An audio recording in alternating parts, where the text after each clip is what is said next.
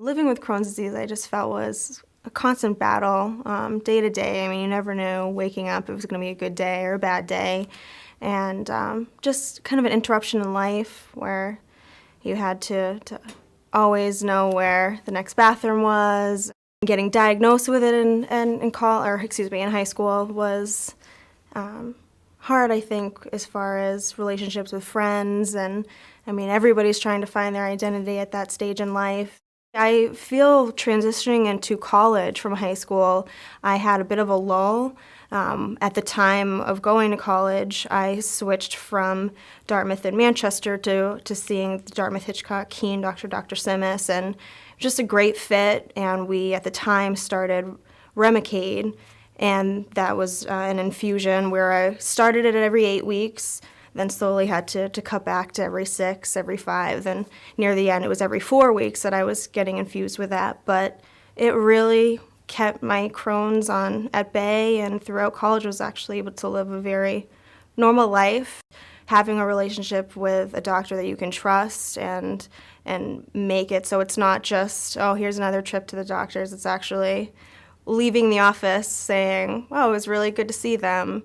I mean, you're always kind of wondering, when is it going to flare up again, and what could potentially cause it? I mean, it's a lot of control with what you're eating, and especially in college. I mean, you want to go out, occasionally have a few drinks, and just sometimes wouldn't be able to do that. And after college, I was able to graduate and then started my new career.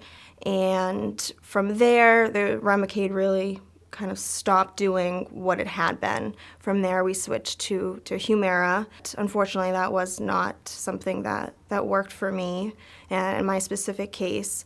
And I tend to flare up throughout that process. We never really could get it under control. We did a short-term fix of putting myself on prednisone, and that had all sorts of side effects. For me, the decision when it came to the surgery whisper being made was, did we want to go in and do a full colectomy or colostomy, where they would literally take out all of my large intestine, the bowel, colon, which is the large intestine, and the rectum would all come out, and they would just attach part of the small intestine through my stomach, and that's where you have the actual colostomy bag. So taking everything out for me meant that it was living with that for the rest of my life. There was no going back, reconnecting, whereas doing a diverting ileostomy is pretty much just pulling up a loop of your intestine. So everything is kept intact. You keep all your large intestine, everything's there, but they pull up just the loop of that, and also same thing comes through your skin where you have the ileostomy bag.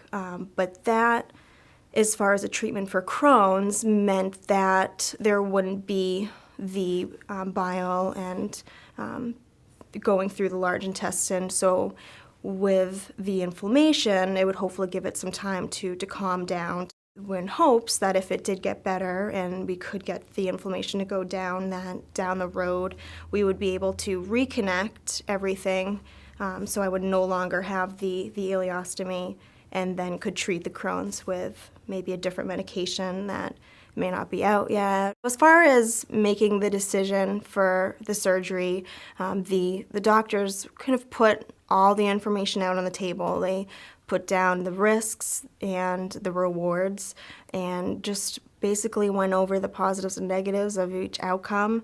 And actually, really the main thing was to start a family, and they knew that. So they thought that doing this would be the better option. They really gave me all the tools I needed to make that big decision, but let me cope with it and come to terms on my own.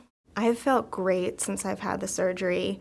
I think it took about a month of having the physical aspect of it and getting used to that, and having that interruption of having to actually change the bag. But I mean, as far as an interruption in my life, I was going, not to be gross, but going to the bathroom with Crohn's probably up to 10, 12 times a day.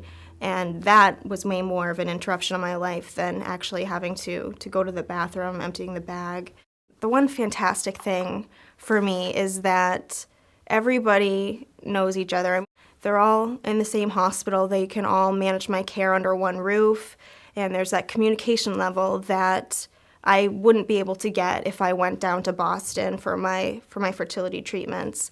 That, especially because we're going this route because of the Crohn's, for me, it was important to have my care all managed together, and I really do feel that the teams of gastroenterology to the infertility group are matched, and they all have that goal to work with. As far as sharing anything that I've learned with people that may be dealing with Crohn's in high school or even younger, just keep the faith and definitely believe in the people around you, and it's not something to be ashamed of or embarrassed of, and everybody does it as far as going to the bathroom, and just unfortunately is more of an interruption in my life and in theirs, but definitely don't be embarrassed. I think that's number one. It's hard, and especially in high school, and have people around you that may not necessarily understand where you're coming from or understand the entire scope of the disease, but inform them, let them know, what it's all about. Give them a website to look at. That way, you don't have to necessarily sit down and say all the embarrassing things that may be happening, but that way they can get educated on it. They may have a better understanding for what's going on in your life. And I think as far as not being able to maybe go out as frequently or not have the energy to go out, that'll bring a better understanding to them and a better relationship, hopefully, with friends and with family.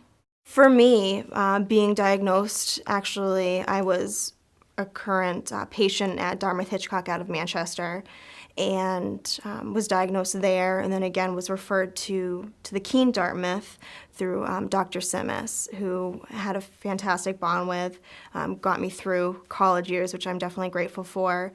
And when I graduated, I moved back home and now actually reside in my own residence, but in the same area, and have been lucky enough to continue my care with at Dartmouth-Hitchcock out of Nashua.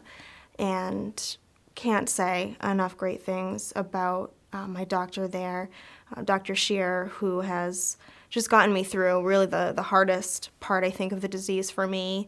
When the disease got really bad, he pretty much did everything he could in his power, and when it came down to actually needing surgery, he recommended me to speak to some of the surgeons in Dartmouth up in Lebanon, and through that was able to meet the gastroenterologist there, one of them, Dr. Siegel, who, again, can't say enough great things about. I just have been extremely lucky with the care that I've received, and just the personal nature of every one of them that they have.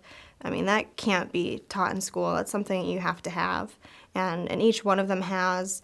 And just from the Manchester to Keene, back to Nashua, and then to Lebanon, I mean, it's just nice to have the communication there, the assistance with wherever I am in the state, just knowing that they are going to be able to assist or recommend me to somebody that can. So if it's something that's out of their power, they're not too big and mighty to say that they may need a second opinion, or they take my care so serious that they do want somebody else to take a look at it. And I think that's what Dr. Shearer did for me, with recommending me to Dr. Siegel and then the surgeons, Dr. Murray, all through Lebanon. So they have changed my life in a very positive way.